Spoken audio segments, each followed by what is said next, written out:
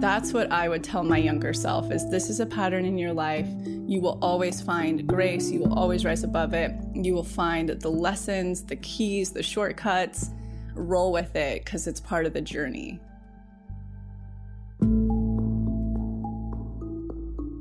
Welcome to the Expanded Podcast with your host, Lacy Phillips.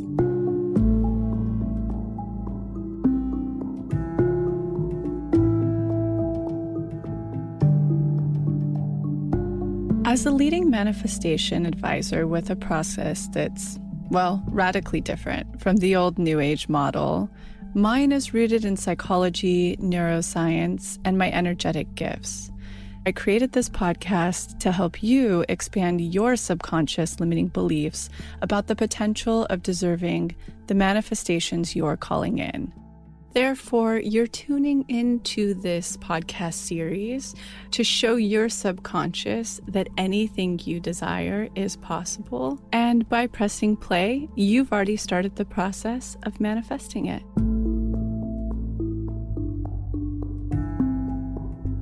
Welcome to Ask Us Anything. So Lila and I did this for our 1-year anniversary of the podcast, and now you're going to hear Jessica and I do this for our 2-year anniversary. I'm really excited. There were tons and tons of questions, a couple of which I will just knock out here in the intro for you. Big ones were, what do you eat in a day? How have you healed? Obviously, the most pressing questions had to do with the Bean Protocol. So first thing I want to point you to, if you have not listened to it yet, episode 75 with Karen Hurd, where she explains how she discovered the protocol. And she goes over everything to kind of do with the protocol in a sense, aside from the protocol itself. She talks about the science behind it and gets into the nitty gritty so it sounds less crazy and abstract. And in that particular episode, I go through in the intro all of the symptoms that I had prior to doing it. So it's really important to listen to if you are interested in this. It's especially applicable to anybody who's dealing with any illness, especially autoimmune, anything to do with digestion, anything to do with adrenals, especially hormonal imbalances, chemical imbalances in the brain. It's the most accessible form of healing I've ever heard. And I've been a real wellness junkie for many, many, many years now because it's so cost effective. You can access it anywhere. You're literally buying beans, nuts or oils, vegetables, and protein. So it's truly the most accessible. And it's not like another version of the vegan or green smoothie, and I've done them all. And I'm not knocking any of them. This has just been the particular one that's healed my body and all of my issues. And again, in that intro, I get into all of those issues, but they stemmed down to hormonal, adrenal, which I would argue is in the whole endocrine hormonal realm, and sleep. It all tied back to each other, hormones, endocrine. So it's been a year. August is a year for me, and I'm about 98% healed. So everything to do with hormonal, infertility, all of that good stuff is balanced out in a fantastic, fantastic place. The only thing left is still a little bit of adrenal fatigue, nothing like it was before. But if I do overexert or do it, I need to rest, but the bounce back is so much quicker for me. I still have a little bit of puffiness under my eyes, which is adrenal related. But aside from that, everything is just incredible, smooth sailing. It's blown my mind how it's healed me. And thank God for Karen Hurd, who came up with this. And of course, the other episode everybody needs to listen to, which will be linked below, is Unique Hammond. She has been my coach. She's who introduced me to this process. We have a whole episode on how she healed the most extreme case of Crohn's I've ever heard of. And so she's been my day-to-day coach that I have reached out to be like, Unique, can I do this? Does this work? So getting back to the main questions are, what do you eat in a day? So for me, I started out exactly how it was laid out to me through Karen and Unique. So that was for me particularly, it varies for everybody on the amount of beans, 1/4 cup of beans daily, 6 times a day, about every 2 hours. Or of course, the equivalent of that would be a teaspoon of psyllium husk.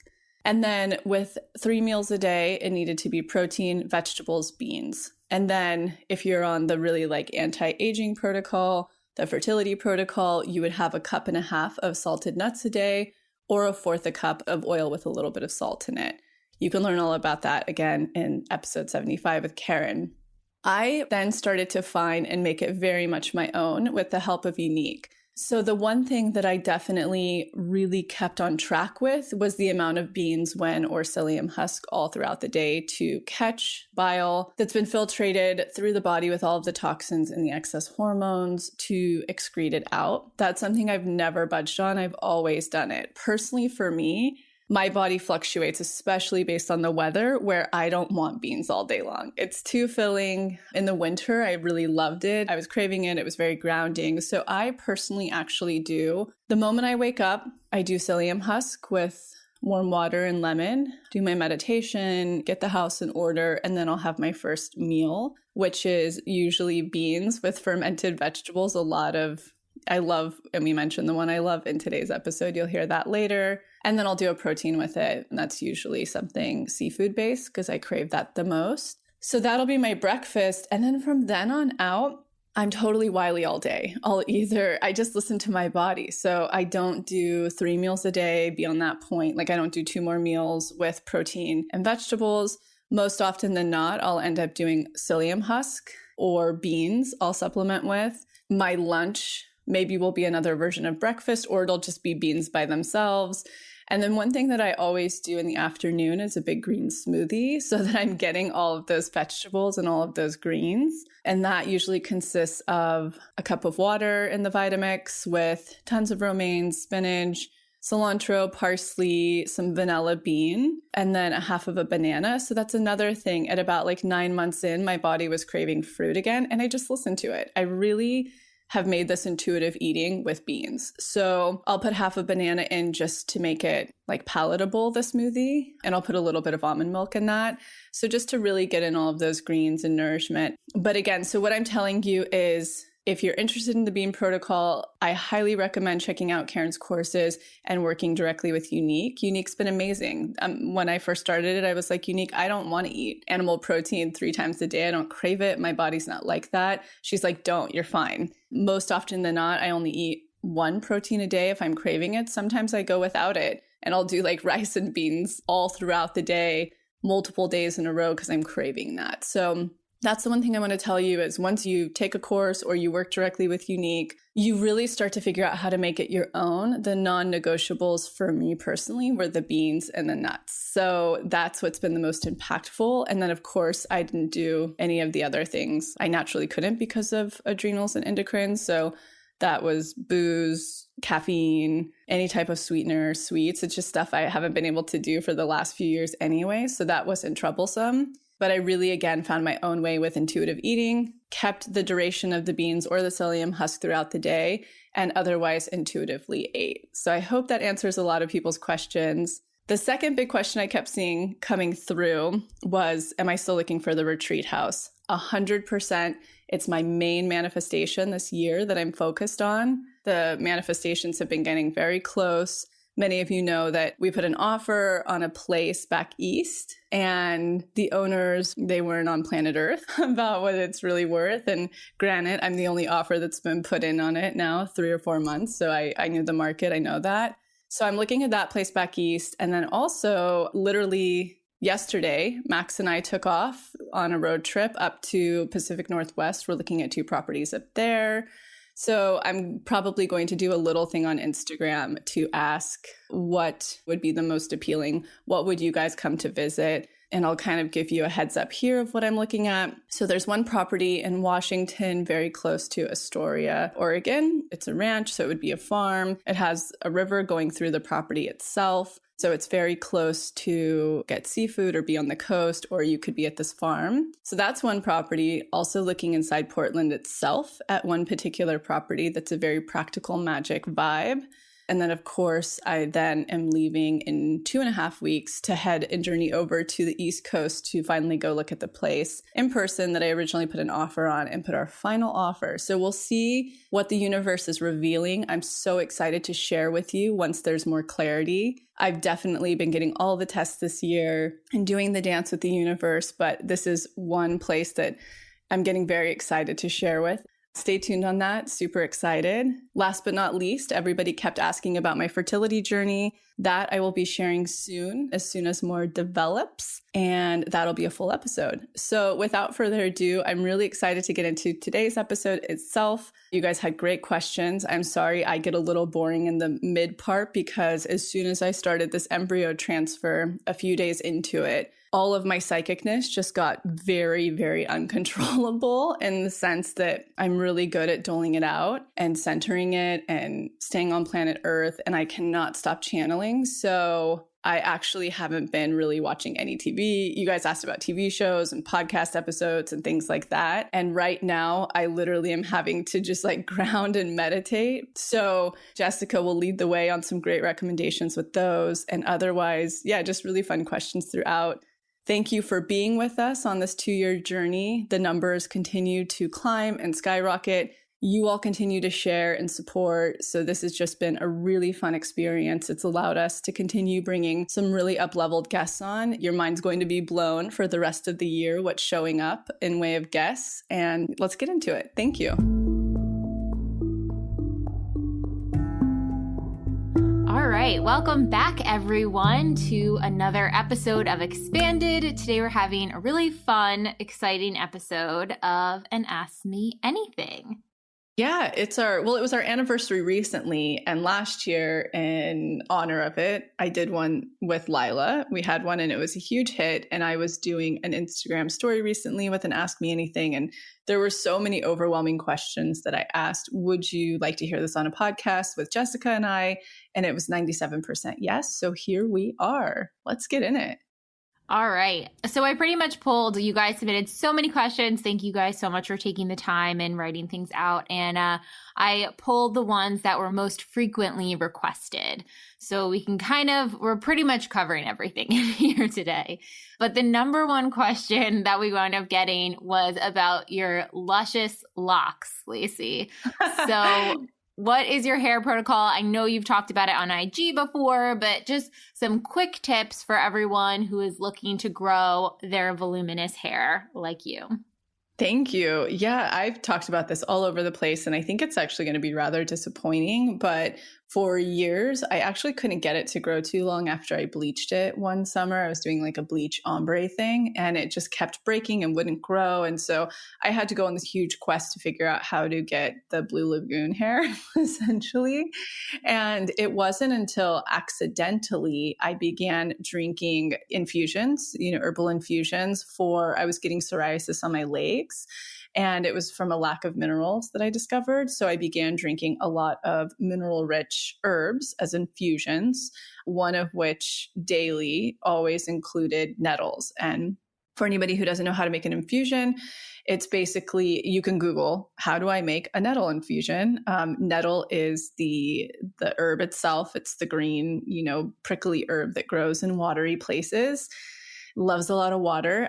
So I was drinking that daily and I started to be like, whoa, wow, my hair is growing. And there was a really interesting Susan Weed. She's one of my favorite herbalists. She had a video when I was doing and studying herbalism where it talked about infusions. And she said, this is why you should drink infusions over water. And she made an example. She said, take 2 of the house. And this is for people who aren't on well water. She was meaning for people who live in cities and are on, municipal water systems, because usually there's a lot of chemicals in it and the water lacks a lot of minerals at that point. Rather, the person who's on a well, you have like usually incredible mineral-rich water. So for the people who don't have access to that, she said, take 2 plants in your house that are identical, identical size and width and all of that. And for 2 weeks, feed one of them just the water you're drinking and the other herbal infusions and watch what happens. And I did do it. And the herbally infused one took off.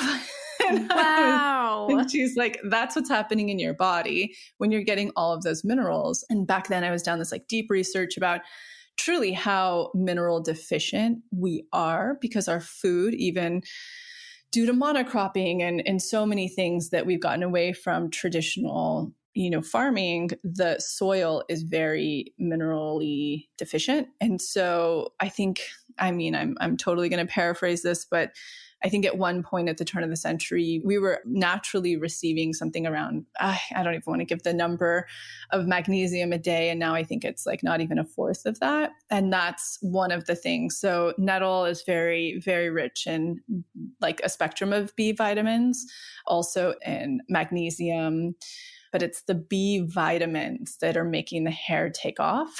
That's what I started to discover. So for anybody, again, getting back to, you don't know how to make a nettle infusion, it's literally taking the amount, and you can Google this to get the right amount, but you get a ball jar, you buy loose leaf nettle tea, we'll have it linked below, organic. You can even get it off Amazon or from your favorite herbal store. I used to get it from Mountain Rose Herbs. That's where I would source mine from. Or if I could find local, I would source from a local harvester. So you can Google the measurements, but basically you need a ball jar, you need the loose leaf. It's the easiest thing in the world to make. You boil enough water for the top of the jar, and you have as many tablespoons as many cups are in the jar. And you can find the right proportion, but essentially you put the herb inside the jar, pour the boiling water over it, cap it, leave it for 4 hours, and drink that like you would water. And that's how my hair got so long. And then when I started the bean protocol, now it just grows like insane. Like I haven't even cut it during COVID, and it's grown past my butt crack. Like it just grows so much on the bean protocol. And I was talking to Unique Hammond. If you haven't heard her episode, we'll link it below. She's my coach through the bean protocol. I was talking to her this week and I was like, what is going on? Why is my hair? I mean, it's more even than it used to grow on the nettles. And I was like, it's the beans, all the folate. It has to be all the magnesium. And she was like, actually, I think because it's pulling everything out of your liver, it's attaching to the bile, and the bile is a collection of all of the toxins that have been processed through your liver, through your body, and it's taking that bile out of your body. So it's actually removing the things that would hinder it from growing as lusciously as it naturally would. So, and then last but not least, you can find the hair products I use on our link below. It's our essentials page. We always have it there, and it's really disappointing. I wash it once a week, sometimes twice, and I wash it with really cheap grocery store, like natural shampoo and conditioner. I let it air dry. I brush it once in the meantime, and otherwise I just use cornstarch like I would dry shampoo, and that's what I use in my roots and around my face to get the grease out, and that's the whole shebang. Woo! So now we can point every time you get the questions about it over to this full explanation on the hair protocol. Bam. Yes. Okay, so what do our morning routines look like? Do you want to start, Jessica? Sure, yeah. So I'll wake up. I have an alarm that goes off. So I'll wake up first sign of the alarm. And if I'm still feeling really kind of sleepy and cozy, I'll do a DI in bed. Or if I'm like, oh, okay, I want to get up a little bit, I move out into my living room and I have like really thick cushions. So I'll put them underneath my knees and I'll like curl up under a blanket and like put my eye mask on and do a DI then.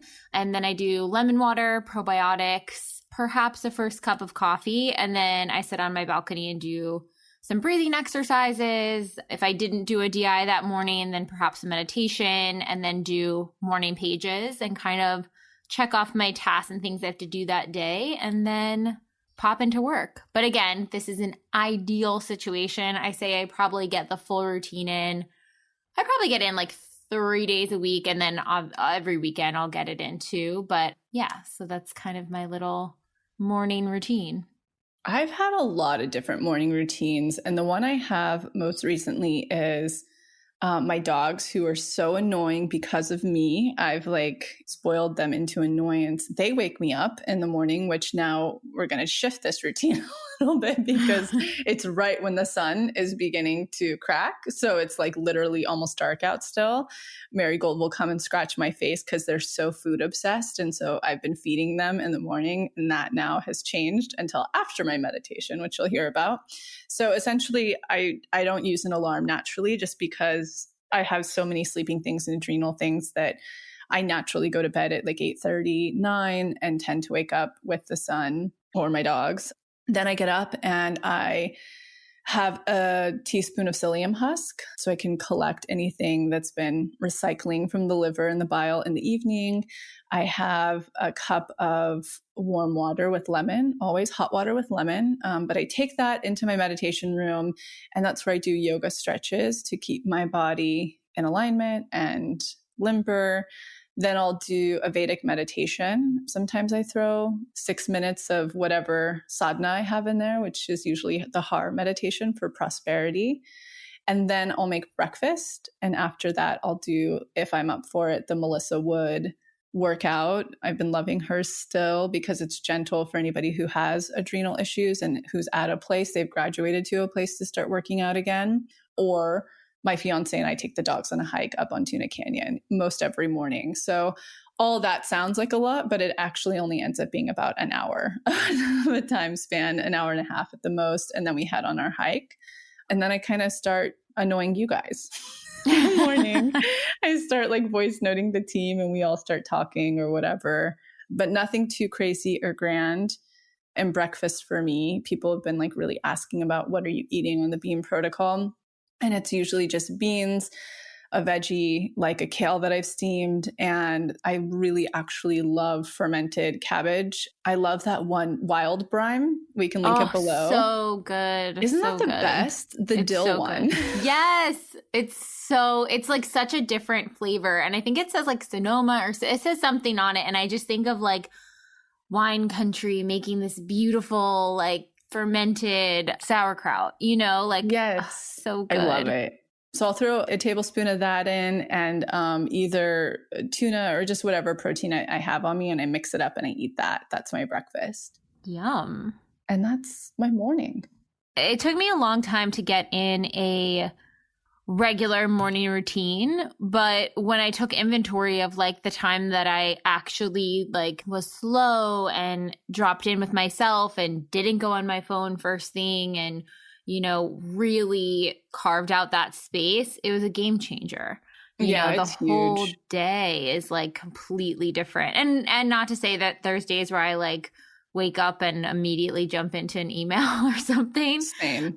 But majority of the days I try to get it in because it's just necessary. You have to prioritize yourself. So yeah, even if you can get 5 minutes in of some sort of routine for yourself in the morning, I highly recommend it.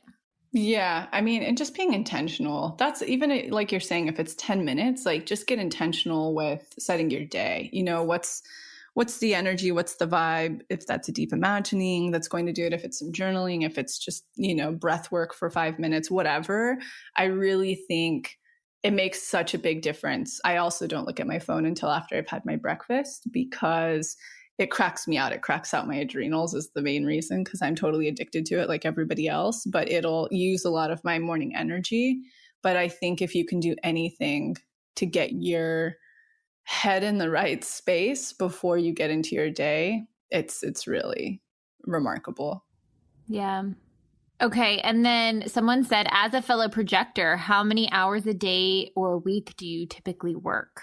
Totally varies. The team's been so supportive. Every time I'm like, I'm going to step back so I can focus on getting pregnant or I need to heal or whatever. Everyone's always like, we got you, no problem. And then they're annoyed because I just like keep sending emails and stuff like that. This weekend, for instance, I got a lot of downloads. I'm like, this is how we should change the hamburger on the site. And I'm going to change all the topics pages to new, on our topics page to new links because we have new podcast episodes that describe things better. And I think I probably spent a lot of the weekend on the customer journey. It's like most people come to us, they discover us on Instagram or they discover us through the podcast. And I'm like, if I'm a new person hitting this brand for the first time, does everything make sense? Is it easy? Do I understand this? And so I went through the whole customer journey. And then I think Gray saw that I was doing that. And so I think it prompted her to start doing things. But to me, it's totally sporadic. But because, I think we're a team of 17 now, like even including Jessica, who manages the Forest House and our coaches and everything, that it's been really lucky as a projector that I am able to do a lot less and only do what I feel is the biggest contribution for my energy so that I can focus the rest of the time on fertility and health. Definitely. And I think also we have like a good amount of generators on the And team as Capricorns. well, and Capricorns and manifesting generators. So there's a lot of energy to sort of balance it out too. Like I'm a generator and I need to make sure I'm stepping back from work because I can go down like a wormhole of just like staying in it all day. But it's also like listening to your energy, you know, especially if you're doing something that lights you up and you're excited about it and it's a new project. It can be a super long workday, but it doesn't necessarily feel like that because you're excited and it feels rewarding. Yeah. And I think, what's really funny, like I speak about the team, I'm like, we're a team of 17 now. And I think people think we're this like very professional. We are ish, corporate vibe, but we're all literally in pajamas behind a computer, not making it up as we go, but figuring it all out as we go.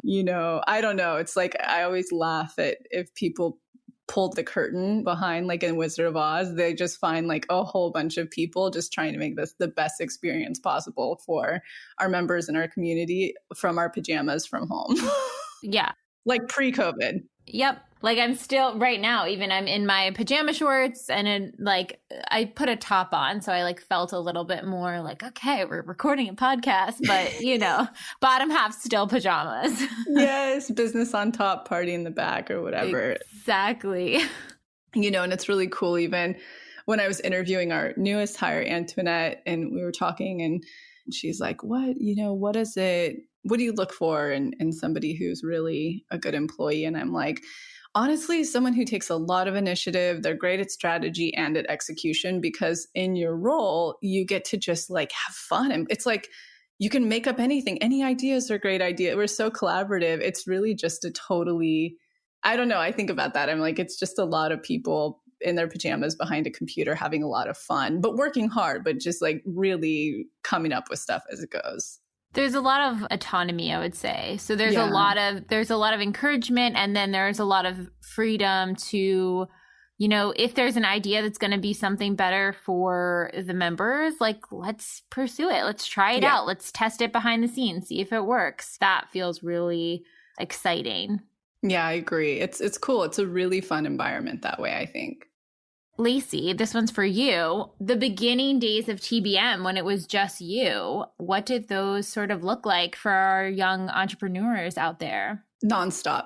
They were nonstop. So it was really cool because it was finally something I was so passionate about. And this was even like, let's say when I was starting the blog as just a holistic blog, like I was so deep in research and I was just trying to share my perspective of the research I was finding.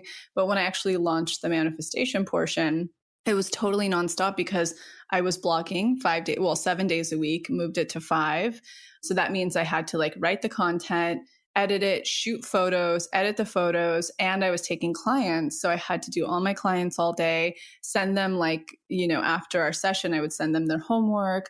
And then it would be like emails of anybody reaching out. I was doing all my own scheduling. It was non-stop, 14, 16 hours a day. And then I'm like, I wonder how my adrenals as a projector got shot. But it was literally from the moment I woke up to the moment I went to sleep, I was working until Lila was the first hire that came on board. And then that was kind of another question someone asked in. It's like, how did you know do you feel like you hired at the right time? Would you have hired earlier? Like, how did you feel like you navigated that first step? Definitely should have hired earlier. Actually, the first person who really came to hold my hand in this process was a woman called Amanda Chase, who was a creative consultant, a good friend of a woman that was a friend of mine in New York, and put Amanda on my radar. And I really brought Amanda in to help me. I had so many requests to make how to manifest an online workshop because I was at the point teaching workshops, in New York, LA, London, Paris, and everybody in between. They were like, I want to come to your workshop. I want access to this. Do you think you'll ever make online courses? And I just could not see a way to do it that didn't feel cheesy. And so she came on board to produce it for me. So this would be the first video course I would do.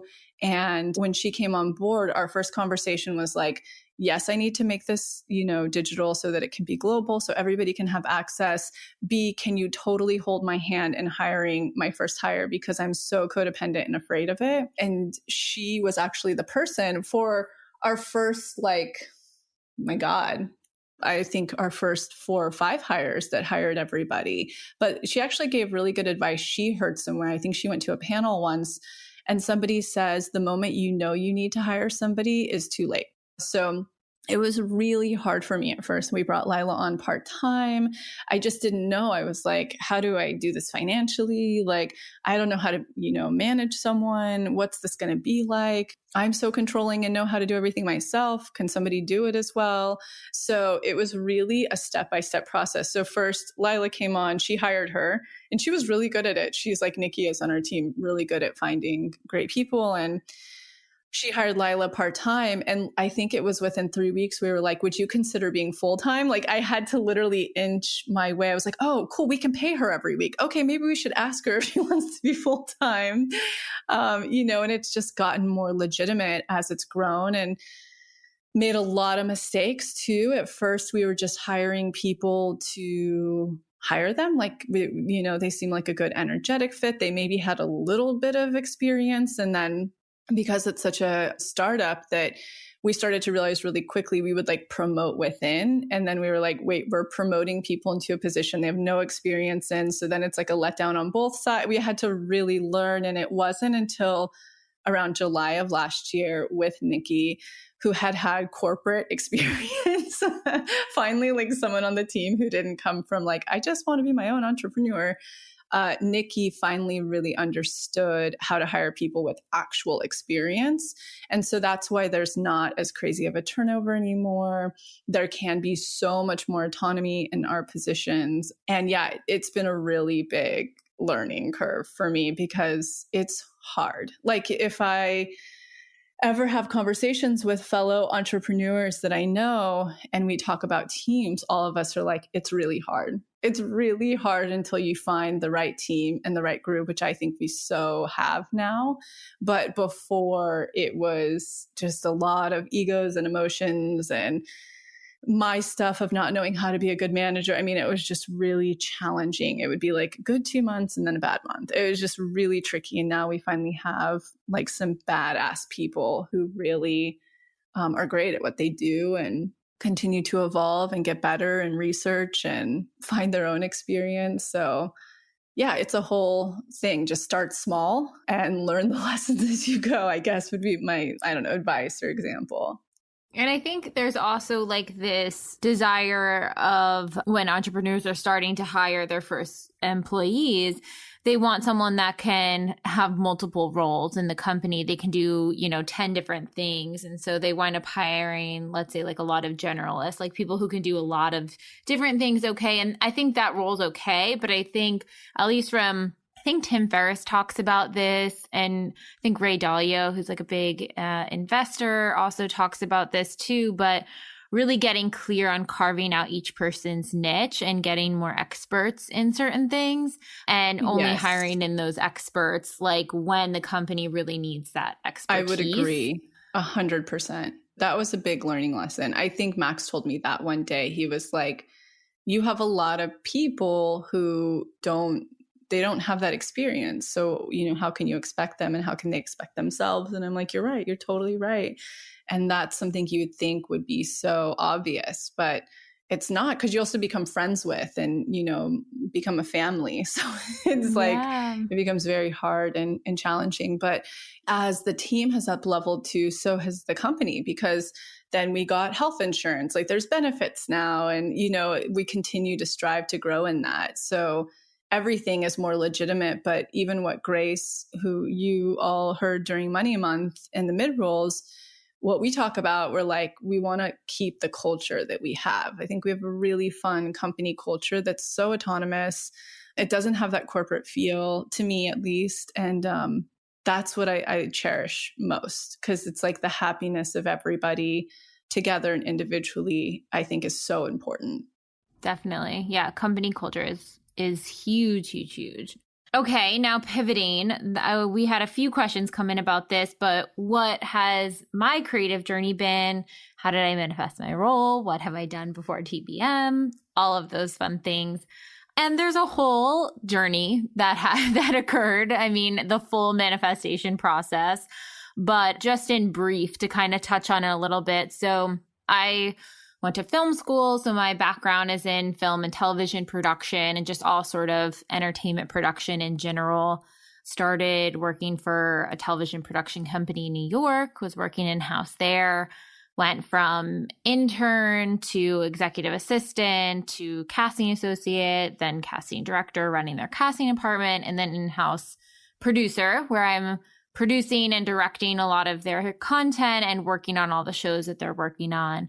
And then kind of hit my ceiling there and moved out to LA to do more freelance and kind of broaden the scope of things that I'm working on. And that's where I kind of got involved in different sort of mediums like podcasting, web series, scripted content, live format shows, live event shows, all that sorts of stuff. So that's really kind of the storytelling aspect, the editing aspect, the producing aspect. That's like my bread and butter. And it kind of came at a point where I was really diving into inner work, really trying to connect my television work to all the lessons that I was learning internally, and just wasn't finding the television shows and projects and productions that really reflected the lessons that I wanted to be sharing with the world, which was kind of my whole drive to work in entertainment, to really share stories that need to be shared, that help expand other people, that are sharing lessons and helping people learn about themselves and learn about the world and,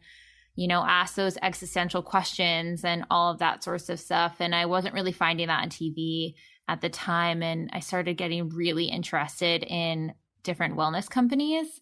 And I was like, there's such an interesting pocket of not having the television and production expertise in a company that's creating lots of media. You know, there's so many wellness companies that they have podcasts and they have video content, all of that stuff. And I'm like, well, what would that look like to kind of pair those two together? And then I wound up launching my own podcast, which was doing really well, kind of just as a ping. That was one of those things where I was like, I have no idea how this ties into anything with my career, but I'll launch it and do all of the components of it. And it did really well. Then I was really drawn to TBM. I was doing the work for a while and I kept getting pings like in the middle of the night, was like, they need to do this for their business and like this would be so helpful. And like I'm sure so many people who use the work like think about this stuff too, but I felt like I was like calling it in for a long time subconsciously without actually being in contact. And then there was a job opening for a podcast producer.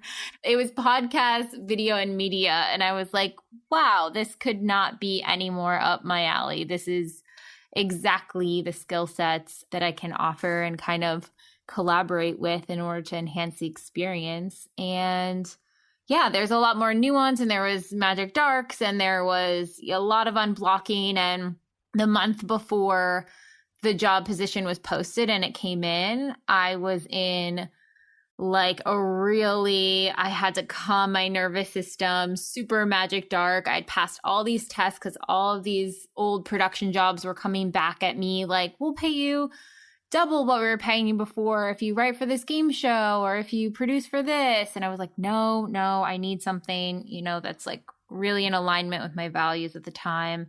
Said no to all of them, and it was quiet. And I was like doing meditations every day to like calm my nervous system. I was like, something will come through, and really trying to tap into that deservingness. It's interesting because right when the job opened, I was writing a spec script for a practical magic HBO concept that's, I don't even know if they're in production right now, but I was in the middle of writing that spec and I was really excited about doing that. And I didn't have the pressure on needing the job to work out. I was kind of like, well, if this is meant to be, it'll be amazing and we'll connect. And if it doesn't work out, I'm also working on the spec scripts. Like I felt like I had so many things going on that I was at a place where I was confident no matter what happens, like one of these things will take and it'll be more in alignment. Just want to point out that's what happens like when you're dating, when somebody's dating and they're like, I have so many things on the burner. Who cares if this one I really like works out? Same energetic. Just want to point that out for listeners who are maybe in a magic dark and dating. Oh, yeah. I mean, and that's even in the submission of the application beforehand, I'm not the best at grammar in the entire world. And my boyfriend is exceptional. And so I would have him triple proofread everything I had before I would submit it to companies. And this application, I got the ping and was like, just submit it, completely your own voice. The energetic of needing him to check it, I was like, I'm confident enough that what I say is going to be strong enough. And I didn't have him check it. And I got a email back almost immediately. And they were like, let's go for an interview. And I was like, whoa, okay. And it connected and manifestation came through. And it was very, very powerful example of every step of the work and every step of the process. So love it. It's a really good synopsis for anybody out there who, might be in some magic darks during COVID. That was excellent. Yeah. And I think just really doubling down on your confidence of what you have and what you're capable of when you're looking for those next job opportunities or love opportunities or whatever it may be. One thing I did, which Daniel helped me do, and he was like, write a list of how many skills you have. Not like a resume, but just remind yourself you've done so much stuff and you're so skilled at all these things, and just keep thinking about, fuck yeah, I can do, and just like reinforce that. Also, like in the Unblock Love workshop, write out all the ways you're so like worth it, like you're the best. And so you can look at that and remember, that you are badass. And especially women in particular in dating, they forget that. They're like, it's just how society is so programmed, or this is same for same-sex couples. It's, society is so programmed to devalue yourself. And when you put that list together, you look and you're like, wait, I'm awesome. I'm such a catch. And so that's so cool that he had that insight. Oh, yeah. He was such a good vision holder for every step of the process. So that was also really helpful too. So that's all my fun stuff. And if you guys have any other questions, feel free to DM me. I'm happy to talk on it anytime.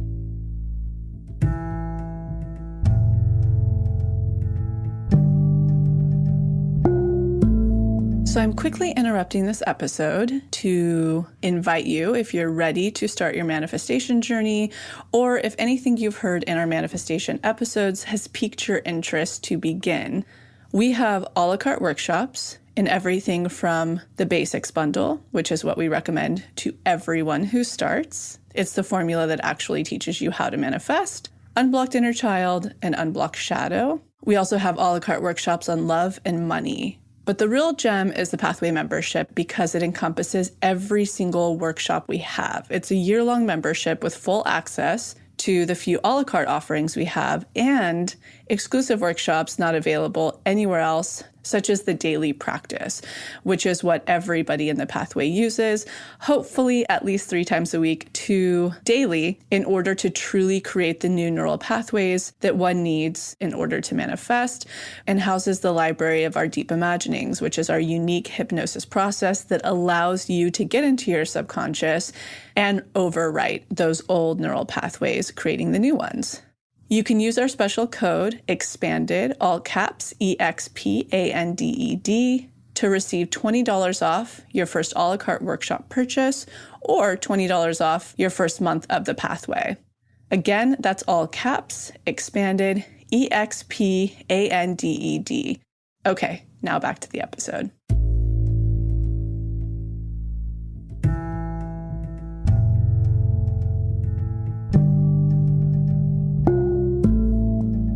All right, next question. How did you both manifest your partners? I'll let you start.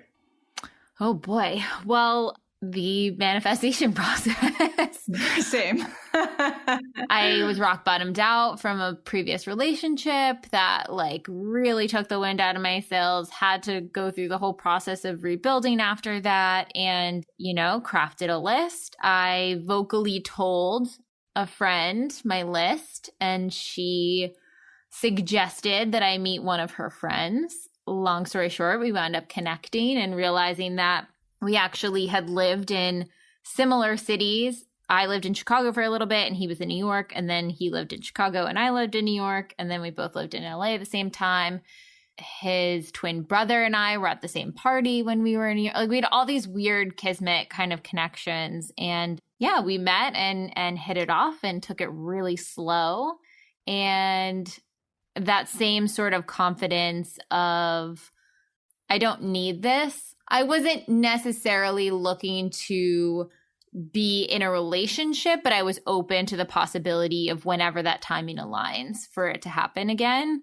And I think that kind of kept my trust muscle strong during that whole beginning process. And yeah. Yeah, for me, I've told it a lot of times, but long story. And there's even a full episode, Max and I, we can link below. We have an episode together, which I think for anybody who's curious, it's pretty vulnerable and honest. But long story short, was in a 5.5-year relationship with my ex, who was the first person I finally manifested that was my whole list. That's what really solidified. I was like, whoa. And it was at 25. It was like, whoa, this works. Holy shit. Like, down to a Parisian mom and long blonde surfer hair photographer, like this whole thing, which it goes to show how getting to the core essence is a little bit more important than the superficial things. We were great teachers for each other, just like anything that comes into your life, a good mirror, a good teacher. We also became kind of that brother-sister dynamic. So that was like a whole thing. He didn't want to get married or have kids ever, and thought that would change. Like, I think a lot of people go through. I mean, there were many times he was like, okay, I'm ready. I'm going to change, you know? So finally I was in my, like, the end of my Saturn return. It was at 30. I think in Saturn returns, they're all about, like, in terms of manifestation, they're all about passing all the tests you know you need to pass, the cliffs you know you need to jump off of. And I had done it everywhere else. And this was my last one that I knew I had to leave. But I was really afraid. I was really close to his family. I'm still really close with his mom today. He's amazing. So it was really hard to just walk away from something that, you know, someone who's so great. But I did. And he actually had to go to Paris to be there with his dying grandmother for a couple of months. And that was really good for us, because that's what allowed me to kind of like find who I am again in a relationship. But 6 months prior to this, at a very big turning point, where we had the conversation, he didn't want to get married or have kids, I made a list of who my next partner would be. And when he came back from Paris, I waited a minute because I was like, well, maybe he's different now, like being with a grandma and going through that, maybe that showed him like how important family really is. And it was like right after 4th of July weekend, a topic came up somehow and I brought up kids, and he was like, I'm just so afraid. I'm afraid to be a parent. I don't want to. And in the text message, I was like, it's done. And so that was it. It was done for me in that moment. And then 6 weeks later, just like you, a girlfriend of mine who I actually hadn't spoken to in quite some time, we rekindled, and she invited me in Echo Park to her barbecue with her boyfriend and their friends. And usually I would say no, but I got a ping that said go. And I went, and Max was the first person I met there. And then we had, in that episode, you find more. There were many times 3 times I broke up with him because I thought he was a red flag. It was a whole thing, but you can hear all about it in that episode. I think that's a really important thing to note too, is like when you're finding your partner or partners, whatever that kind of looks like for you, it's not, you get connected with your partner and everything sunshine and rainbows. You're both still on your own journeys of self-discovery and inner work and shadows, and it's about kind of working through them together as long as it's still mutually respectful and beneficial to both parties. So I think sometimes, like, especially when the honeymoon phase is over, people are like, oh, we didn't fight for 6 months and now we're fighting. It must not be my person. It's like, well, it can definitely still be your person, but you have to kind of suss out what's kind of coming up for you in those times. Agreed. And I always tell people, especially when I used to work with clients, I'm like, don't make any decisions until 2 years. I mean, in terms of like getting married, all that kind of stuff, because that's traditionally when it all really wears off and you really are just two humans projecting your trauma at one another. That's when you can start making some clear decisions. And And I see that happen time and time again. The moment my friends hit the 2-year mark, they're like, all right, shit's real now. Shit's really real. Yeah. And, that's why we have relationships. They're our biggest mirrors for growth and vice versa. We have a few people that are going through breakups currently. What would be some advice that we can give them in how to recover from ending a long-term relationship? Do you want to kick that off? I would say that thinking back of like my most painful breakup, when I was in the thick of it, I was like, this is the worst pain I've ever felt in. I'm never going to feel good again. This is awful. This is awful. You're in a depression spiral sometimes. Like it can be very heavy and very hard to kind of like see the light, especially if you were in a relationship for a super long time. So I would just say, take the time to really focus on yourself and redefining like who you are again, separate from the relationship, what lights you up, what brings you joy. Going slow, don't force yourself to do anything. Continue to strengthen your trust muscle to not go back to the person if you know it wasn't supposed to work out. Give yourself that time without them and really navigate who you are and trust that you can absolutely get through it and then thrive on the other side. I remember having like journal prompts of like, I will never get through this. I can't believe this feels horrible. And then now looking back, I'm like, oh gosh, I'm so silly. But when you're in the moment, it feels extraordinarily real and extraordinarily painful. Just know you can get through it. Almost everyone has had their heart destroyed at some point or another, and know that it is very possible that you will feel a million times better and almost thankful for having gone through it on the other side. So there's that hope to look forward to. Yeah. And I would suggest doing rock bottom. There's a lot of tips in that are very important when you're exiting something, may it be to your own will or somebody else's, but exiting with grace is tremendously powerful. That was huge for me when I first had my truest, biggest heartbreak ever. I did not exit with grace. And that's when I really reached for spirituality, but it was all spiritual bypass. It was in the depths of depression, lost 17 pounds, lost my period for 6 months. It was so traumatic for me. Also, it was the biggest ego shatter of all time as well.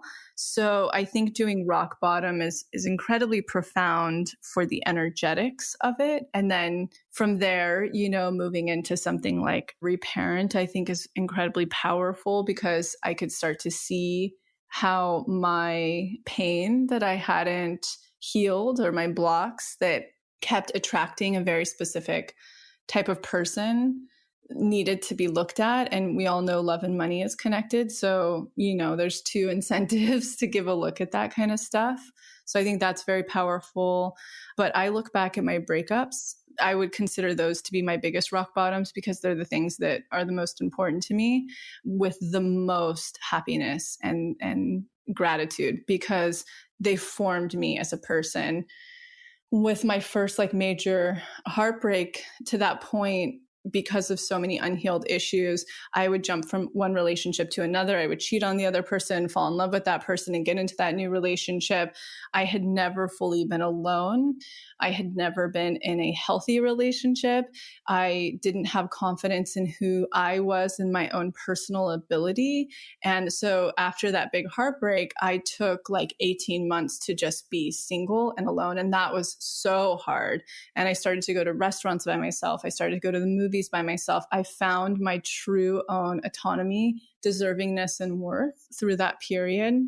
And so I think that there's a lot, when I look back at those times, just like how I talked about, and we can link that below, the energetics of COVID, when we are knocked off of our security or we're knocked off of our trajectory or something really big is happening that takes us out of a place of trust, it is such an amazing gift because it shows us how A, incredibly resilient we are, but also B, it widens our threshold for how truly strong our trust muscle can become in the future.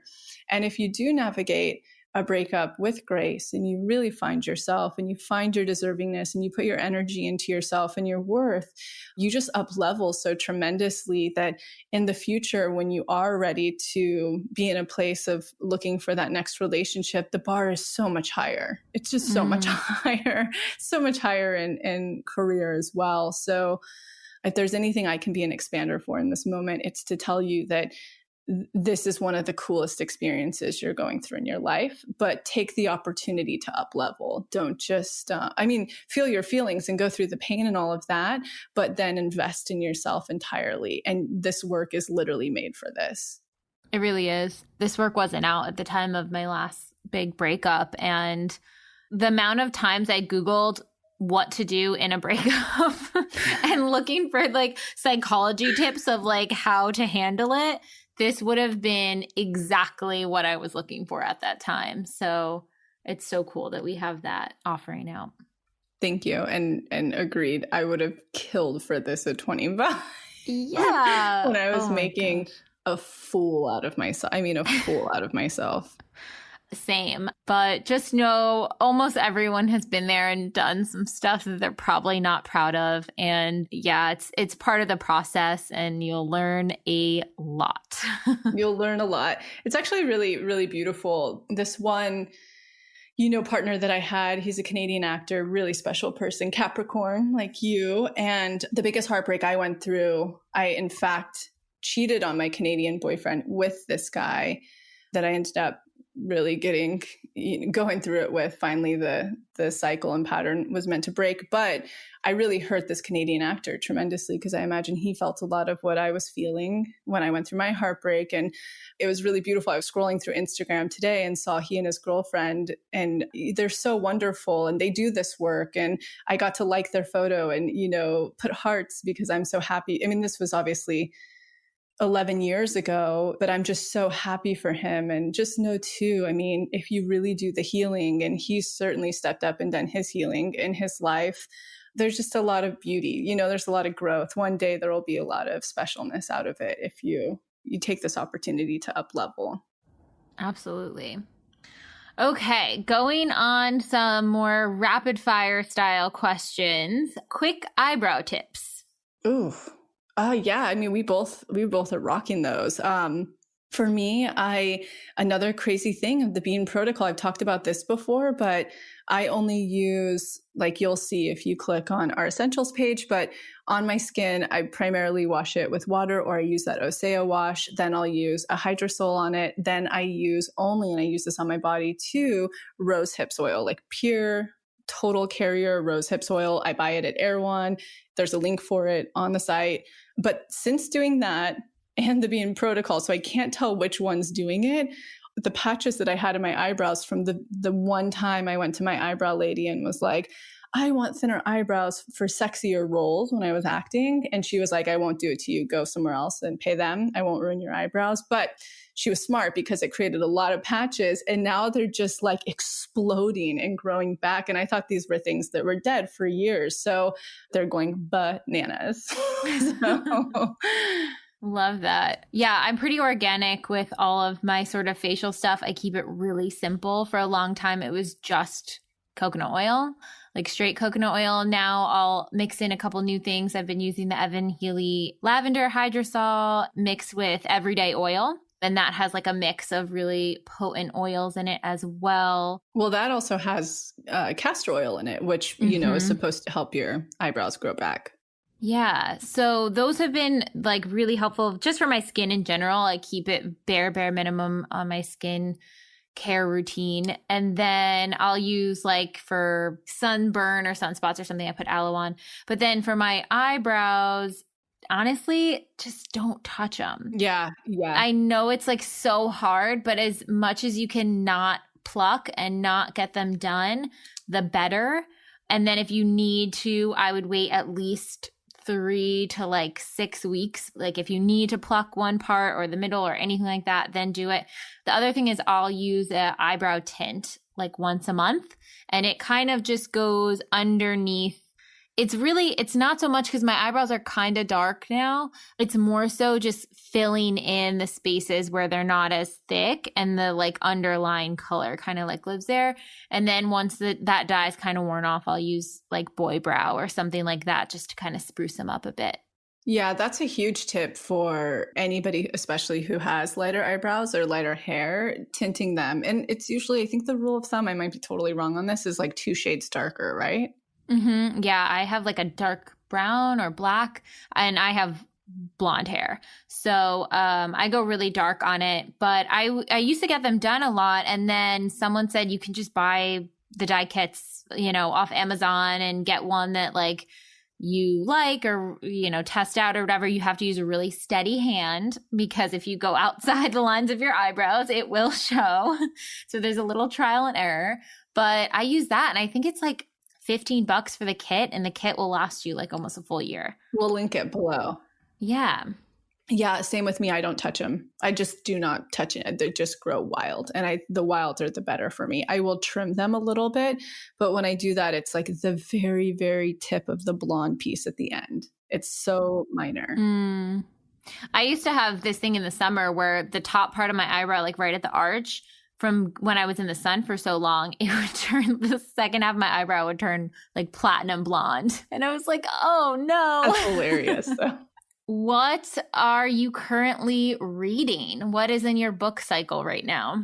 I should just preface this that I have such a low attention span now. It's so bad that it's very, very, very hard for me to get through a book. I either fall asleep or I get distracted or I just get bored. So I tend to do mostly audiobooks, and I listen to them on the drive between here up to the Forest Retreat House. That's how I know I can digest a whole book. So Shiva Rose lent me this book called Witchlight. I think it was a year and a half, 2 years ago. And I just finished it last week. I actually just re-listened to Ramit's I Will Teach You to Be Rich. We talk about the book all the time. I just re-listened to his second to last chapter, the full chapter on investing, because I'm ready to now, like I have my retirement accounts in what he suggests, the Target Index Fund, just the standard Vanguard Target Index Fund for 2050 when I would retire. But I'm going to get wily with my regular brokerage account and follow his advice for asset allocation and creating my own portfolio, really diverse. And he goes really deep into it, and I took notes. And so as I was re-listening to a few of the chapters, I was taking notes because I wanted to send to all of my siblings. They're all really young. And so I'm trying to get them all, investing. And so the top tips I have, I'm like, sign up for Acorn. I like Acorn so far. Do you have that app? No, I don't. I was actually just talking about this with a friend recently, and they recommended, I'll have to think of the name of it, Simply Wall Street, I think it's called. And basically the app is really cool because it shows you, like, you can do all of your research on each company that you're investing in within the app. So it'll tell you, like, what's the salary of the CEO? What's the separation from the CEO to the next in line to the employees? What's the jump? Like, how long has the CEO been there? And that kind of shows, like, the strength of the company. And then you can see sort of what they're valued at. And they have, like, a little pie chart of their security and safety. And then it can alert you if it's like if the stock goes on sale and all of that fun stuff. So that's actually really helpful. But no, I haven't used that one. Well, I think it's so great for a young investor like my siblings who, they're not like quite opening up a retirement account or anything. My one just graduated from high school. I think it's so good for them because she has her own jobs and banking account and, debit card. And I'm like, hook up all your cards and your savings and your checking to it. So anytime you spend, it just takes the rounded up percent of change. So you spend $12.40, it takes that extra 60 cents and it invests it in a diverse portfolio for you. So it starts to buy your stocks. And I think that's such a good way for them to start to get involved. And then she has a little account that she's saved up for years now for college. She got a free ride to her college, but when it does become like a physical in person again, she's going to have to pay for her rent and books. And so she has the savings. And I'm like, move that into a high yielding account, even though those percentages are low right now because interest rates are low. They're higher than what your normal account would be. So your normal savings. So I have this like little list I'm putting together that I want to send out to the team too, that I'm like, Yes. do this, like the freelancers, start your SEP retirement, contribute to what you can. This is the exact fund you can put it into. Like, I just want people to have this really clear and concise way of beginning to get really smart with their money. And so Grace and I are kind of like working on putting together maybe a chart to send to the team. I'm like, this is the percentage you should pay in rent, like based on your salary. This is the percentage you should be putting away every month. I'm also making one specific for my parents because, you know, my mom has a retirement. My dad doesn't have anything. Like, I just want everybody to be a little more equipped, because I think that is what creates freedom in your life, or more freedom. Love that. Well, for anybody who has listened to Tony Robbins, has a fantastic book on investing, as well as Ramit. They're my two favorites. It's all about, you know, very diverse index funds, low index funds. And unless you're like so versed in blue stocks or, you know, individual stocks, it shows the data over time mostly that you don't end up making as much of a return as you would if you were diverse in low index. Just something I'm throwing out there, instead of like, you know, finding the single companies to invest in or put, you know, like buy the stocks, like really looking into those index funds, which is a combination. Just something I'm throwing out there. For anybody who's looking for 2 books, I Will Teach You to Be Rich, and then Unshakable. Those are the 2 like key books. And 100% of the proceeds goes to Feed America. Yes. So cool. I like to cycle between, I always have one psychology book. So right now I'm reading The Narcissist in Your Life by Julie L. Hall. The book is kind of helping paint the picture and understanding psychology and the people around a narcissist and the different levels and categories of it. So that's really fascinating. And then Between the World and Me by Ta-Nehisi Coates, which is incredible book. I'm sure you guys have all heard of it. It's one of the books being talked about a lot right now. And then I'm going back in and reading The White Album by Joan Didion, which I'm obsessed with her. She's just such a, I don't know, I'm like obsessed with her. So yeah, her style of writing's just so great. It's like, it's so specific too. Like even a Bukowski, it's just really, really stylized. Yeah, so that's kind of what I'm up to now. Are there any good podcasts you're listening to besides Expanded? I'm going to be really honest. I don't listen to podcasts really that much. I really don't. Well, it's like if I learn about a new person and I want to learn their method or their, you know, their system or their whatever, I'll listen to all the ones they're on. But it's really hard for me to stick with a podcast. I listen to ours just because I'm like listening for sound quality and like improvements and stuff like that. But it's pretty rare that and podcasts will crack me out too, because of the different audio levels or how animated a person can be, or if they're like really forcing their point home, it can just really crack out my adrenals. It's really weird. Because you're like tapped into the energy of them too, probably. It definitely. And reading like what's the subtext of what they're really trying to say, or are they being, you know, like are they in their word? Like, yeah, for sure. Yeah. That's what's exhausting about being around a lot of people. Yeah, definitely. I obviously listen to tons of podcasts all the time for research purposes and enjoyment and all of that. But ones that have really piqued interest right now, Unlocking Us with Brene Brown. I think she's doing a fabulous job. She just went on summer hiatus after her first, I think like 17 episodes or something. But I think she does a really good job on that.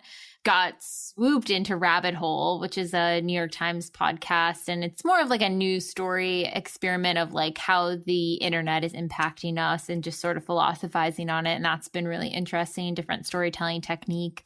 And then this is more, it's a Facebook series and now they made it into a podcast, but I enjoy the Facebook series version, the Red Table Talk with the I love Smiths. that one. Oh, that I listen to. I love that. Is that a podcast? I always watch it on YouTube. Yeah, so it's a Facebook TV series, but they just started launching it as a podcast, I guess to diversify their audience base. And they've released only a couple episodes on there so far, but I think they're just going to repurpose the material they've already shot and move it to podcasts for people who just want to listen. But I love the dynamics between the grandmother, Jada, and her daughter and Willow. And it really they're just such a warm heart to sit in on. So that one's great. I agree. I think they're great.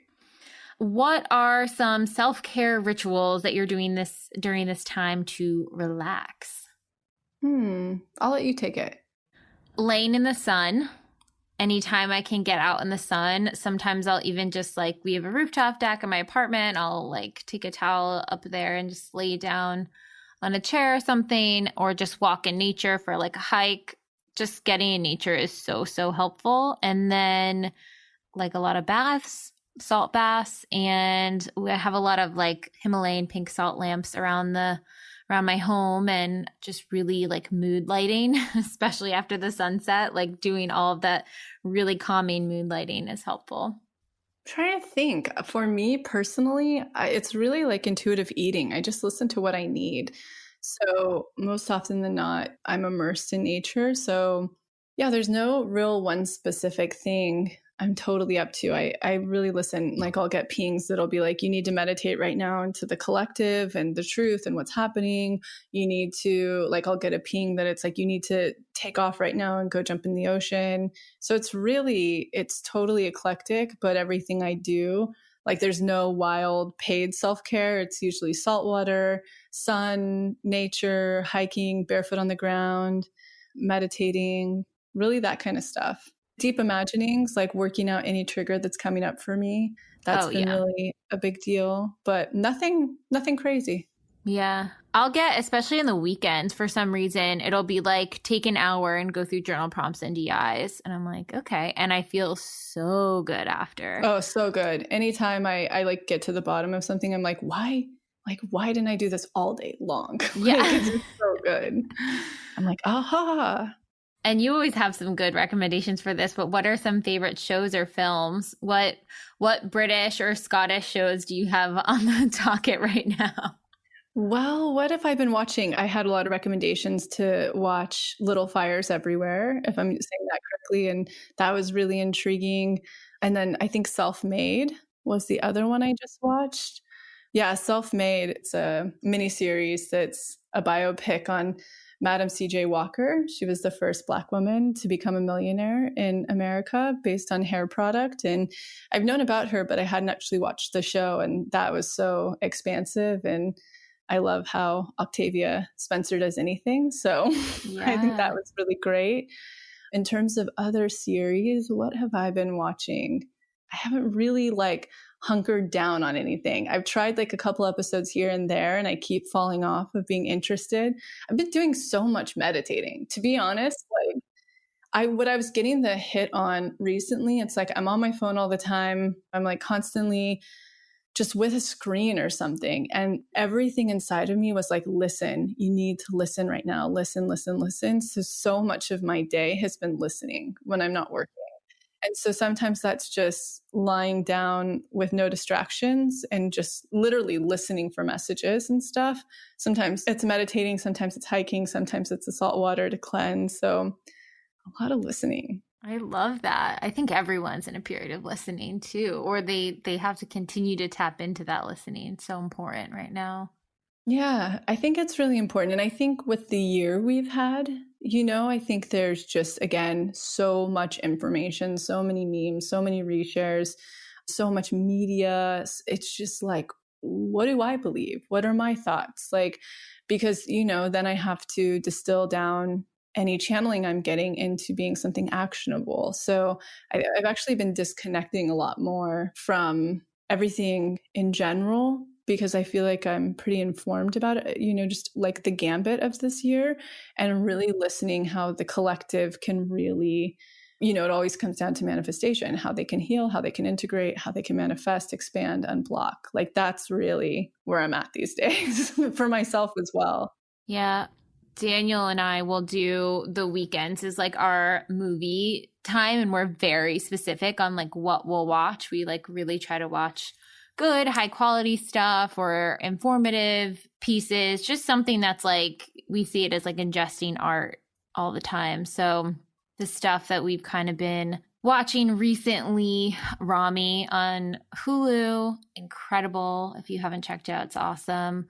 Atlanta, I'm sure most of you guys have seen that by this point. Dave on Hulu as well. They're all interesting because they're very different but very similar styles, where you're like following a main character and then you get to have certain episodes with some of the sub characters and really dive into their psychology and what's going on with them, which is like my favorite type of storytelling. Did you watch The Great? No, I haven't. That is something I finished not long ago. Ooh, I'll have to add that to my list. And then a lot of documentaries. We just watched the Black Panther documentary, Becoming, which was Michelle Obama's, which was so wonderful. And just hearing her talk, I'm just like, oh. Have you tuned into her podcast yet? It's only the trailer right now. So it hasn't been released. That's one I do want to tune into. I think that'll be really cool. Her guest list seems really expansive too. So that'll be a good, find some expanders on that guest list too. But yeah. And then Sex Education, if you guys haven't seen that, it's a brilliant British show. And Midnight Gospel is another. Lacy, I wouldn't recommend it for you because it'll definitely crack out your adrenals. There's just so much going on. It's essentially they took a podcast and put it to an animated series, and sometimes it connects and sometimes it doesn't. But there's just a lot going on, but it's really interesting conversation. So that's my list. Good list. A lot there I want to tune into. Yeah. And then, Lacy, how do you connect to your spiritual gifts and guides to recharge your aura? Good question, because mine is so hard. Like, I was actually going through that recently. Speaking of books, like I was kind of, we had all worked as a team together with this witch. I recommended her, I think, last week, 2 weeks ago, maybe. Kiki Robinson's her name. We can link her below. She's not a future projector or anything. She's just really about just making sure everything's really clear and bright for you and taking off any hexes or all that kind of stuff, just making things very sovereign and special. So she was great. And it had me re-looking at, just a lot of my old Wicca books and all of that. And as I was looking through them, it's interesting because I definitely feel that I am a witch.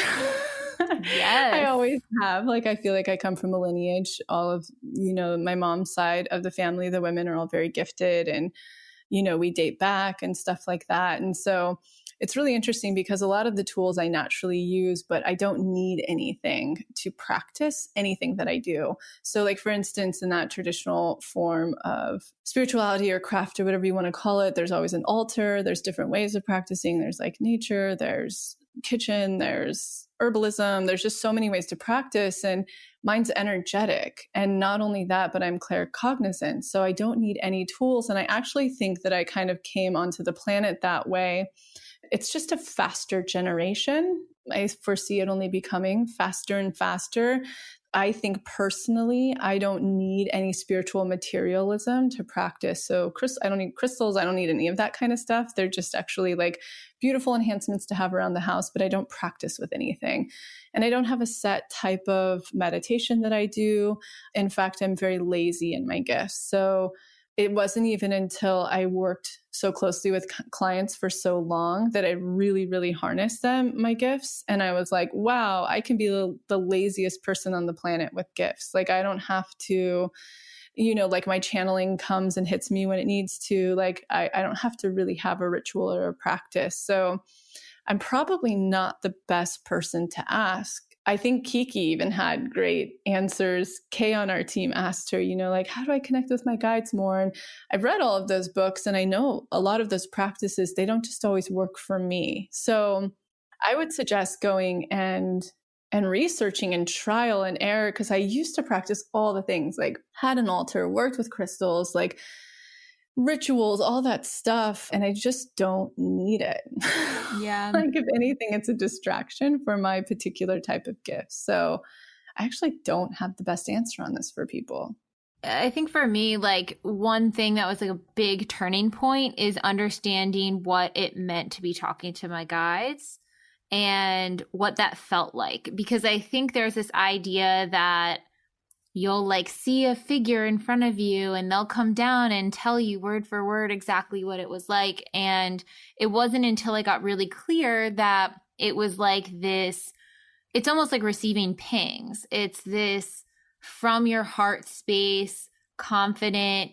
And for me, it's in my own voice, in my head, saying everything will be okay. This is blah, blah, blah. Like very like matter of fact and non-emotional and responsive. And once I realized like, oh, okay, that's me tapping in, it was much easier to hear and connect and get those messages. Sometimes like when I was kind of first starting having those conversations with myself, I would journal prompt them. I would say, okay, guides, tell me what I should do about like XYZ. And I'd write it in a journal and I'd just sit and I'd listen and whatever came like from a heart space, I would like write down whatever the response was. It takes also a lot of trust because you part of your rational brain is like, what is this? This is just me talking to myself. What am I talking about? And then you realize like, no, this was from like a deep intuitive piece from another sort of spiritual connection. So the journaling kind of helped me a lot. And then redefining what it meant to get a message helped as well. Natalie Miles, I think, you know, for somebody who's really like wanting to touch into guide work and angel work and synchronicities and, you know, numbers and all of that stuff, I would assume that they're looking for something a little bit more spiritual. She seems like her whole podcast is based on this, you know, like how to become more psychic, essentially. So I think she would be a great resource for people to check out.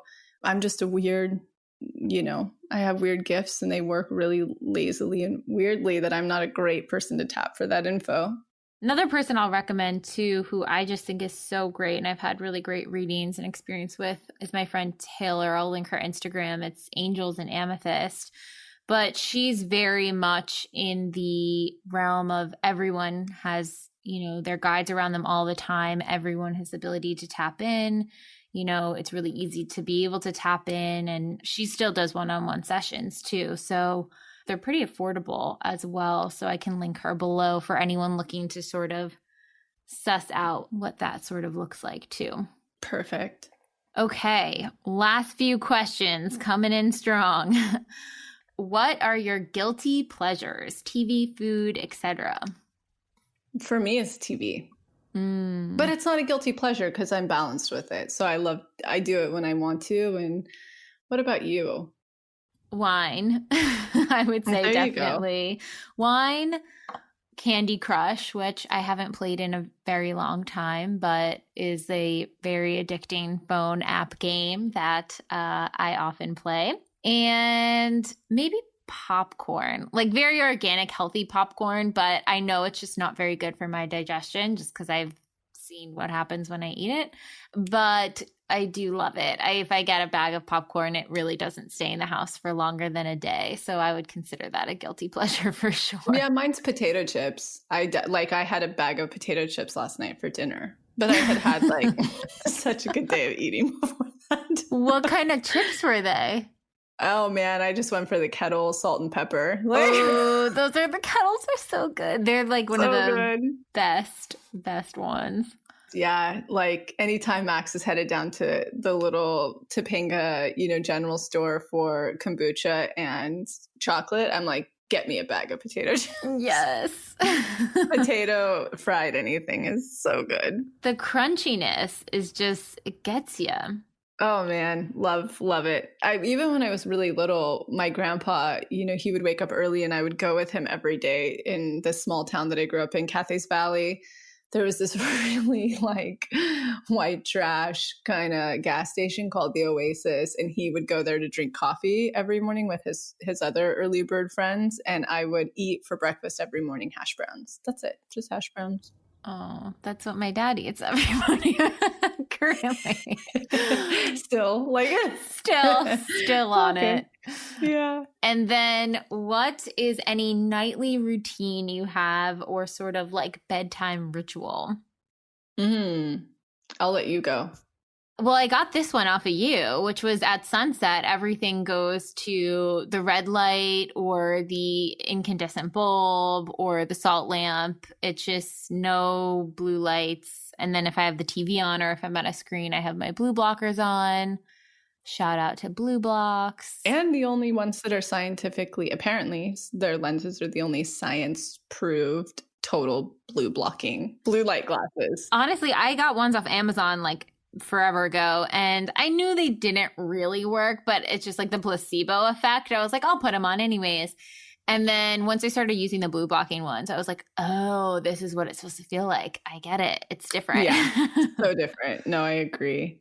I'm like you, though. I do that too. I take away all blue light of any kind, go to candlelight.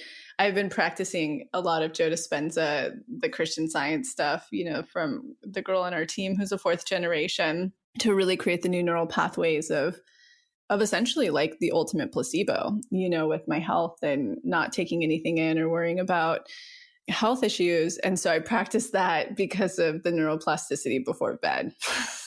I do that in the evenings a lot. Yeah. Yeah. And then I've been trying very hard to not, no screens in bed as much as possible. Sometimes I'll tell Daniel I'm reading on my phone and he's like, no, put that down, get a book.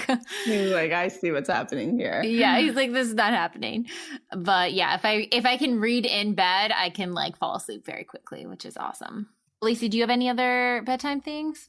Not really. No, I go to bed like as soon as I'm getting tired. That's my key.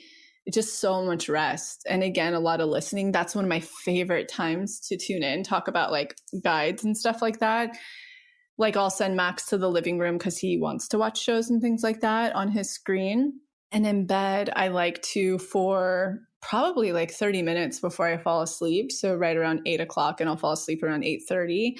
That's when I get a lot of messages and I'll hear like what to do next. And then I'll practice all my like neuroplasticity health stuff. And then I end up passing out. So nothing too crazy there. Honestly, since we moved, that I live primarily in nature now in Topanga and at the Forest Retreat House, I don't need as many self-care practices as before because I have so much less stimulation around me. So yeah, like usually that's why we're doing it, right? It's to like stay in our center or to bring our nervous system down. And I'm not having to do that and, self-regulate as much anymore. So that's why I'm like, man, a lot of my stuff fell off. And then I think doing a lot of this Joe Dispenza and neuroplasticity with health, I'm not as much of a hypochondriac as I was before. Like I actually have way more faith in placebo than I used to in things like 5G, EMF and stuff like that now. That's interesting. And I say placebo, but what I love about Joe Dispenza is, in the quantum physics realm, he has so many studies that he's performed through neuroplasticity, through epigenetics, that the science is really there of really, truly how we're so strong as energetic beings before matter. And that's like been really powerful for me to let go of a lot of things as I continue to heal more and more from the Bean protocol and that combined. This is kind of a segue question, but like when you're getting all of that channeling at night, like sometimes that'll happen to me too, like for some reason, like full speeches will come to me and I'm like, who am I giving this speech to? Why is this coming through? And I'll have to like write it down. Like I feel wired sometimes after it comes through because it's like so much. Yeah, I have to mellow it. So I'll usually write things down and stay really peaceful. And then sometimes I just have to let it go. I have to be like, come back later. I can't, I need to go to sleep tonight. Because if I actually don't fall asleep before 10, I start to get a ton of energy and then I won't fall asleep until 1. So for me, it's like I can usually break things down and process them really quickly. But if I can't, I'll be like, come back a different time. I just got to turn off right now. I like that. Energetic boundaries.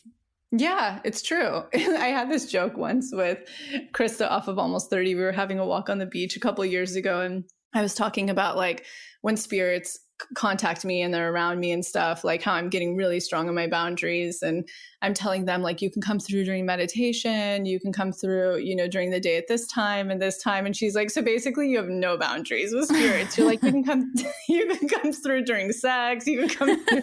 And I was like, wait a second, you're kind of right. I need to hone in on my true spiritual and energetic boundaries. Yeah, because it can really come through at any time. And I think also it's the trust that this message isn't going anywhere. If it's meant for me to hear and listen to, it'll come back. Completely. Absolutely. Last question to round up this beautiful Ask Me Anything. What is one thing that you would tell your younger self? So I would tell my younger self a couple of things. Number one, to get my finances in order. I just think it's one of the most empowering things we can do, regardless of what our goals and intentions are on the planet, because it allows us the freedom to follow through with those without struggle. So again, what I was talking about earlier, I will teach you to be rich. I'm kind of putting together those financials for, my brother and sister. My sister's 18, my brother's 22. And just like the simple things that they can do right now within their savings and their income that they're making, that's something I wish somebody had taught me and expanded me. Secondly, this one's kind of unique to myself. So as I'm saying it, I'd love for you to think of what your unique version of this is, but particularly how my own personal patterning has always showed up in my life. It's that I've had to rock bottom out in anything I've ever truly, truly wanted. And I don't mean like, for instance, calling in the retreat house. It's not that actual specific. It's like a full category specific. So with love, I had to be the doormat entirely to understand how low my self-worth was, to get into a place to no longer be codependent and to truly be in my worth and really fall in love with myself first. Fertility is a great example of that. I've gone through every rock bottom experience with it until we'll see what unveils with that. Same with finances. I had to literally be in poverty level. And what I mean by that is making under the amount every year that is considered poverty for years and years and years. And also when I was very young, growing up in that kind of environment, to truly understand and teach myself worth and finances and overcome any obstacles in my life. And I think the true reason why I experienced that patterning is so that I can find the shortcut ways, the quicker systems to teach to other people, to alchemize and teach to other people. So that's my patterning. So as you're listening to this, I would love for you to sit down and think about what your patterning is now, because the quicker you figure it out, the quicker you can work with it. So that's what I would tell my younger self is this is a pattern in your life. You will always find grace. You will always rise above it. You will find the lessons, the keys, the shortcuts. Roll with it because it's part of the journey. That's what I would do. What about you, Jessica? I would just say less attention spent on becoming what I think other people will like and more what I like and giving more value to that sooner and coming to that realization sooner, because there was a lot of people pleasing or wanting to fit in or trying to make friend groups work or relationships work. It just wasn't me. But then, at the same time, I needed all those experiences to get to where I am now. So just, I guess, maybe reinforcing to my younger self that my own way of looking at things and examining the world and being joyful in it is valid, and to explore that further. 100%. Well, that wraps us up at this long and lovely episode.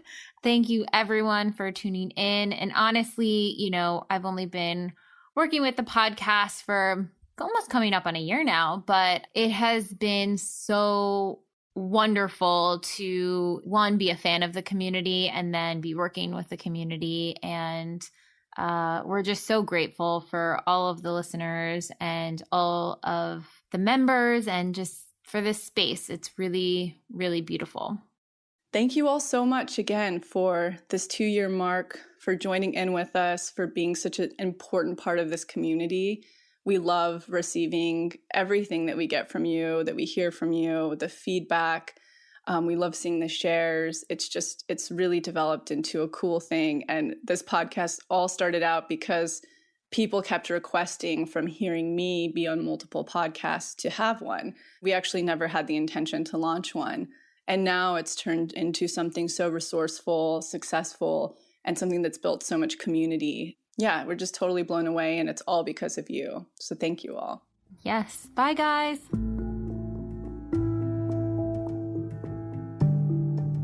Thank you so much for tuning into the episode, and I hope you enjoyed it as much as I did, we did. And in case you're not totally ready to join the pathway yet, I wanted to share a few of our free offerings that I'll often suggest to people as a little bit of a blueprint to get them started on their manifestation journey. The first place I like to direct people completely for free is the motivation. You can see it linked below or on our homepage as our testimony library. And it's categorized by different subjects, whether you're calling in career, money, love, wellness, and much more. When you're reading about a member's experience of what they manifested, you're actually seeing to believe and showing your subconscious that that very thing is possible for you. The second place I like to direct people is to the free clarity exercise, which is also linked below. In it, you get to try our own unique hypnosis process, learn about the science, and some journaling prompts. And the best part about this, you'll get a tiny taste of what it's like to go into your hypnotic state, bring your subconscious forward, and create new neural pathways while receiving clarity. And the third thing, if you haven't listened to it on this podcast yet, please go back to the episode titled Manifestation 101, where you'll learn the basics of neural manifestation to truly understand this process. So go ahead and check out those free resources, the motivation, the free clarity exercise, and the episode Manifestation 101, all linked below.